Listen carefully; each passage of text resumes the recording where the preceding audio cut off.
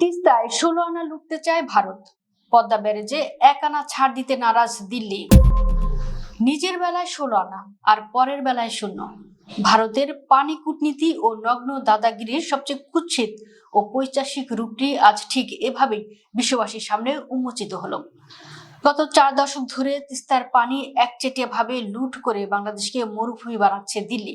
অথচ সেই বাংলাদেশ যখন নিজেদের টাকায় নিজেদের ভূখণ্ডে পদ্মা ব্যারেজ নির্মাণ করে নিজেদের বাঁচার অধিকার নিশ্চিত করতে চাইছে, তখন তাতে ১ আনা ছাড় দিতেও নারাজ মোদির ভারত। সাউথ ব্লকের এই চরম ভণ্ডামি ও পানি সন্ত্রাসের বিরুদ্ধে আজ আগ্নেয়গিরির মতো ফুঁসে উঠেছে পুরো বাংলাদেশ। শীতকালে গজলডোবা ব্যারেজের সব গেট বন্ধ করে তিস্তাকে ধুধু বালুচরে পরিণত করে ভারত। আর বর্ষায় যখন নিজেদের বাঁধ ভেঙে যাওয়ার দশা হয়, তখন হুড়মুড় করে সব গেট খুলে দিয়ে বাংলার কৃষকদের ফসল আর ঘরবাড়ি ডুবিয়ে মারে। গত ৪০ বছর ধরে আলোচনার নামে মূলা ঝুলে ভারত তিস্তার পুরো ১৬ আনা জলেই একাই গিলে খাচ্ছে। আন্তর্জাতিক নদী আইনের তোয়াক্কা না করে একতরফা পানি প্রত্যাহারের এই নিষ্ঠুর নীতি আক্ষরিক অর্থেই বাংলাদেশের উত্তরাঞ্চলের কোটি মানুষের সাথে চরম বেইমানি। ভারত ভেবেছিল বাংলাদেশকে তারা চিরকাল ভাতে ও পানিতে মেরে নিজেদের পায়ের তলায় ফেলে রাখবে, কিন্তু প্রধানমন্ত্রী তারেক রহমান যখন ভারতের উপর নির্ভরতা ছুঁড়ে ফেলে ৩৫,০০০ কোটি টাকা ব্যয়ে পদ্মা ব্যারেজ নির্মাণের বিশাল মেগা প্রকল্প হাতে নিলেন, তখন দিল্লির বাবুদের ঘুম চিরতরে হারাম হয়ে গেছে।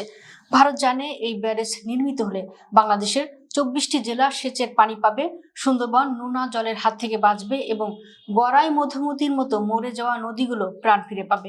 অর্থাৎ বাংলাদেশ পানি সম্পদে আত্মনির্ভরশীল হয়ে যাবে। আর এই আত্মনির্ভরতাই ভারতের সহ্য হচ্ছে না। তাই তারা পদ্মা ব্যারেজ নিয়ে টালবাহানা ও কুটচাল চালিয়ে ১ আনা ছাড় দিতেও নারাজ।